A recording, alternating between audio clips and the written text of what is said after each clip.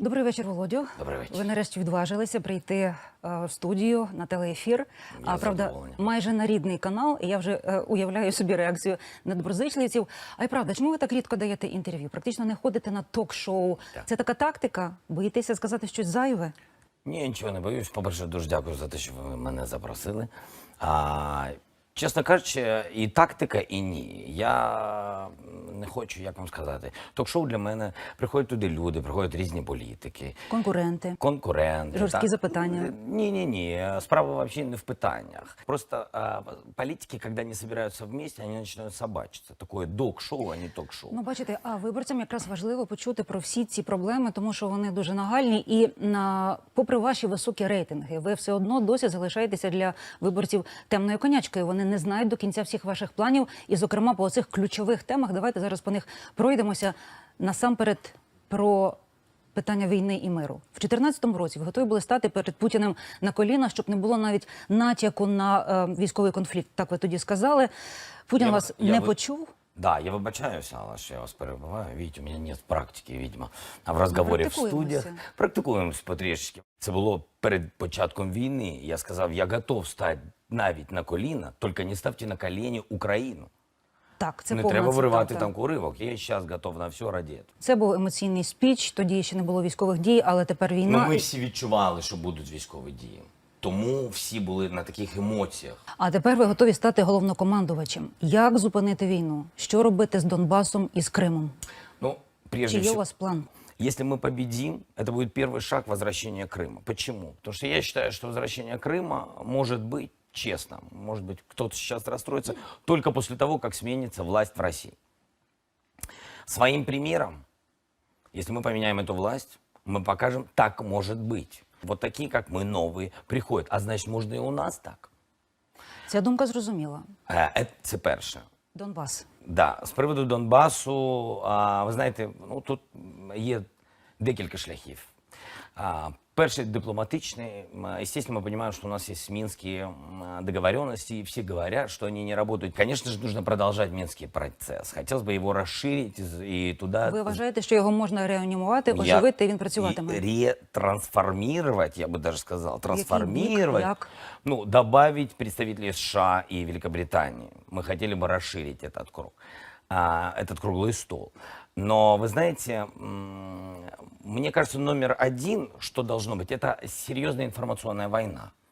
Люди, которые сейчас живут на временно оккупированных территориях Донецка и Луганска, ДНР и ЛНР, они потеряли эту связь с нами. Они потеряли ощущение, что они тоже украинцы. Я считаю, что нужен российскомовный телеканал, который вещает на территорию Донбасса, который вещает в мир. Мы говорили об этом, кстати, с американскими экспертами. Все, честно говоря, поддерживают мою позицию. Як його транслювати на Донбас? Ви в курсі, що там глушить сигнал? Там глушит сигнал. Но я вам скажу, что если это будет транслироваться везде, в Европе, если это будет транслироваться благодаря интернет-источникам. Второе, конечно же, поднимать уровень нашей страны, поднимать экономику в нашей стране. Когда все увидят, что у нас действительно... Ну, Украина развивается, мы побороли коррупцию вместе с вами. Ну, у нас же сейчас... Я зрозуміла вашу думку. Ну, мы же сейчас, у нас же сейчас получается, нашей вот этой небольшой командой, все ищут какие-то наши бэк-офисы, нашей небольшой команды, у нас же получается сейчас выигрывать выборы. Конкретно получается. Дивіться, ми про вашу команду, як ви виграєте вибори, ми ще поговоримо. Давайте, ви сказали, піднімати економіку. Поговоримо про економічні речі, важливі для людей. На відміну від ваших конкурентів, ви майже нічого не говорите про тарифи на газ. Знижувати їх будете? Знаєте як? Вы знаете, тут нас с вами ждет два ближайших прыжка по повышению тарифов на газ в мае и в октябре. Это согласно договоренностям с Международным валютным фондом. С представителями МВФ я тоже встречался, и я хотел понять, вам действительно так важно? Мы говорили так достаточно недипломатично, по-небратски. Вам действительно важно, чтобы наши люди помирали, чтобы у них не было возможности заплатить эти тарифы? Вам действительно это важно? Давайте честно признать. И что вы мне сказали? Нет. Важно лишь одно. Есть договоренности. Государство обязано платить по счетам. Вы взяли кредиты, вы должны оплачивать. Им важно не где вы берете деньги. Им важно показать, что у вас есть альтернативные источники. А у вас вони є? Есть несколько шагов, как говорится, наполнить страну деньгами. Скажіть. Во-первых, нужно показать реальную борьбу с коррупцией. Мы предлагали закон Линкольна. У них, кстати, тоже родился этот закон в связи с шахрайством в оборонпроме. Но это еще за часов Линкольна. Это было, правда, 150 лет назад. Затем поддержал этот закон и реанимировал, и новую трансформацию ему дал Рейган, один из величайших американских президентов. И в новых условиях этот закон прозвучал при Маккейне. И что очень интересно, на самом деле это работает. Ты говоришь, что вот этот человек коррупционер, у тебя есть какие-то доказательства, ты приводишь эти доказательства прокурору, прокурор должен рассмотреть это дело и взыскать с человека, который коррупционер, деньги, причем в двойном, в тройном размере. Мы предлагаем нулевую декларацию, налоговую амнистию. Людям, которые зарабатывали деньги и прятали их, нормальные люди. Мы говорим не торговля, наркотики, оружие, воровство из бюджета. Мы говорим про других людей. Это гастарбайтеры, это бизнесмены, мелкие, средние, на которых давили правоохранительные органы различные. Эти люди должны открыться, положить деньги в украинскую экономику, инвестировать в нашу страну, появятся рабочие места. Робочі Вони места повинні, а появятся. як ви будете їх стимулювати, якщо вони не захочуть цього робити, будуть боятися? Мы разговариваем с коллегами, все говорят, да, конечно, мы хотим. Дайте нам правила игры. А правила очень простые. Положи деньги. Боишься коммерческий банк, положи деньги в государственный банк, оттуда потом инвестируй в свой бизнес. Откройся, заплати 5% государству. Я вас зрозуміла. Начнем с чистого листа. Ви згадували про МВФ. Свого часу в кварталі ви критикували владу за те, що вона брала кредити з усіх боків. Да. А якщо ви виграєте вибори, це означає, що ви не будете брати кредитів в інших міжнародних інституцій зарубіжних? Когда встречался я с Международным валютным фондом, они сказали, вы думаете, что мы очень рады каждый раз приезжать в Украину? Мы брали деньги, мы обязаны их отдавать. Разрывать контракты мы с ними не имеем права. Это имидж страны. Ви знаєте, 19, 20, 21 – це пікові виплати. Как они только увидят, что мы боремся с коррупцией, они увидят, что мы действительно не воруем, мы увидим, что не строим мы никакие схемы, мы действительно хотим, Господи, все, что мы все хотим, жить в нормальной, свободной, демократической стране. Все. Це правда. З економікою все? Та У мене є запитання дуже з багато приводу- всього, немає часу. Гаразд, Ну, добре, правда. зустрінемось ще. З приводу мови. Так. Зараз вона серед пріоритетів чинного президента. Чи означатиме ваша перемога, що питання української мови перестане бути державним пріоритетом? Чи вважаєте ви, що потрібно захищати українську? Захищати? Чи ні? Українська мова захищається головним законом України. 10 стаття Конституції України. Державна мова єдина. Державна мова українська. Що ще казати про це? Але влада повинна захищати і допомагати іншим людям, іншим громадянам, які розмовляють іншою мовою. Ну, от проста річ. Чи Будь ласка. в разі перемоги, чи будете ви вимагати від державних посадовців, щоб вони публічно, принаймні, спілкувалися лише українською? Ну, я думаю, что они на работе, прежде всего, должны говорить по-украински. Но в житті, в суспільстві, мало ли, у нас можуть бути держслужбовці і інші люди з інших країн. Добре. Дивіться, у нас в країні насправді величезна біда. Влада обіцяє боротися з корупцією і краде. Де гарантія, що ви будете іншим? Даже обідно як-то звучить. Ну, а уявіть собі, ви потрапляєте на цю найвищу посаду. Навколо вас не так різко зміниться оточення. Можливо, ви б своє маленьке оточення зміните, але будуть дуже багато спокус. Это звучит очень жестко, но в любом цивилизованном обществе должна быть альтернатива страйку, альтернатива Майдану. Есть цивилизованный способ убрать президента, который погряз в коррупции или разворовался хотя бы один раз. Это закон про импичмент. Закон, которого нет. Очень простой способ.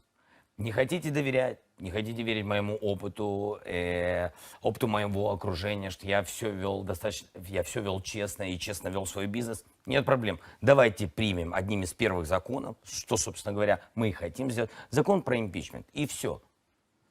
Если вот вы в фильме человек «Слуга что-то народа» сделал не то, человек украл, пожалуйста, выгоняйте его с поста.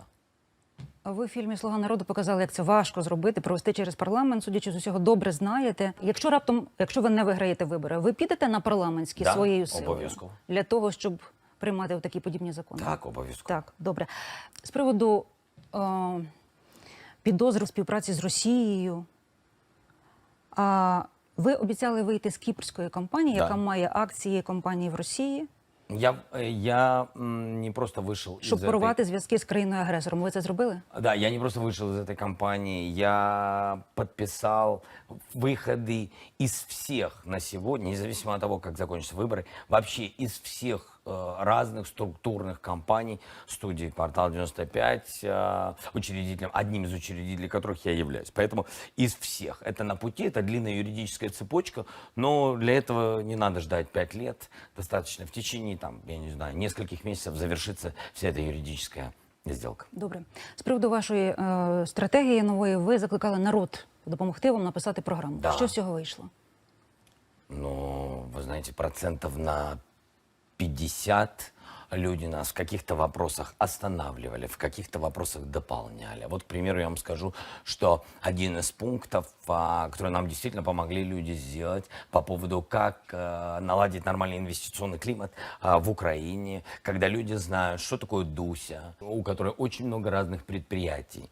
Какие-то там, выбачьте, пионер-лагеря бывшие, турбазы, здания, залы и так далее. И государство на все это тратит деньги. На зарплаты людей, которые обслуживают эти непонятные здания, на коммуналку Люди этих пропонували зданий. вам зупинитися і відмовитися, так? Вон и нет, пожалуйста, нужно, чтобы такие держпредприятия выставились на приватизацию.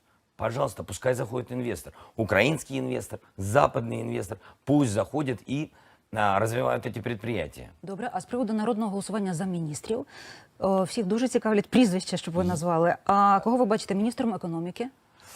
Ви знаєте, я можу вам сказати, люди дуже цікаво голосували. На многие посады, кого вони предлагали, значит, там был и доктор Комаровский, был господин Саакашвили, они видели и прем'єр-міністром, і міністром економіки. Вони пропонували, а на кого вибрали ви? На кому ви зупиняєтеся? Вы знаете, Хто буде? Я вам в скажу вашей так, команде? до конца второго тура, если мы пройдем во второй тур, до конца второго тура я постараюсь представить основную пятерку первых А чому не зараз? важних.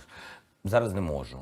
Можу привести один приклад. Начиная с 2014 года каждый из нас в Украине помогал армии как мог. Ребята защищали Краматорский аэропорт, и нас туда пригласили. Руководил им Сергей Григорьевич Кривонос.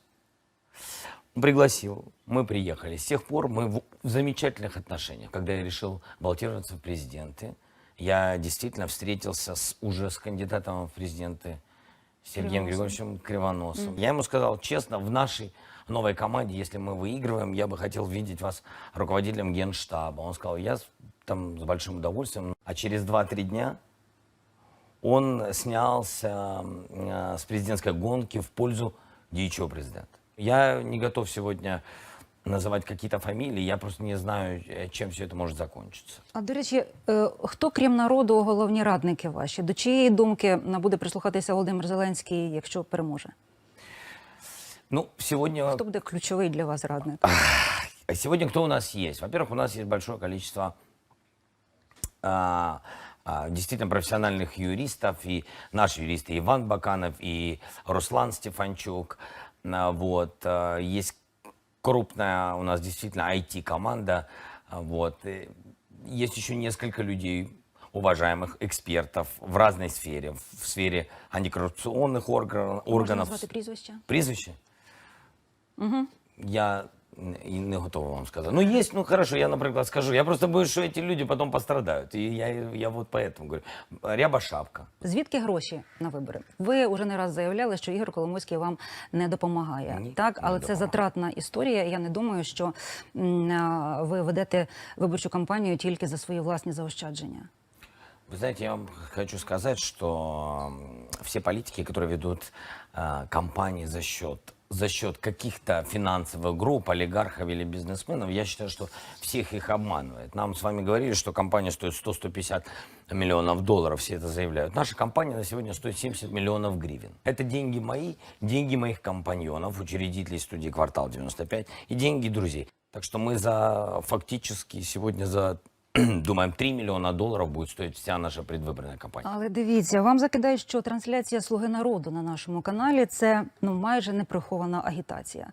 З точки зору чистоти ведення кампанії, чи бачите ви в цьому бачите порушення правил? Нет. «Слуга народа» появился до всех политических историй в нашей жизни. Это популярный фильм, популярный сериал, который любят миллионы людей. Помните сериал «Сваты», который транслировался в нашей стране? Ему тоже пытались, так сказать, обернуть его, пытались в политическую этикетку. Но на самом деле и его закрыли. И Служба безопасности Украины немало для этого сделала. Вот, поэтому сегодня это не получится. Я в это не верю. Я не считаю, что это агитация. «Слуга народа» — это, да, это наша мечта. Мы показали, какую страну мы видим, о какой мечтаем. Может ли быть мечта агитацией? Ну, не мне судить. Ви згадали про свати. Да. Якщо ви станете президентом, ви їх повернете в ефір? Я-то при чем? Як ви розв'яжете цю Вы знаете, поведінку? я, если стану президентом, я не буду тем президентом, который в телефонном режиме давит на решение суда. Я думаю, если я как президент не буду давить на суд, суд и так вынесет справедливый вырок цьому серіалу. Я думаю, серіал і так побачить глядач. Що найважче для вас в цій виборчій кампанії? Ви взагалі не шкодуєте, що в'язалися в цей бій? Нет, я никогда нет, я не шкодую. Пане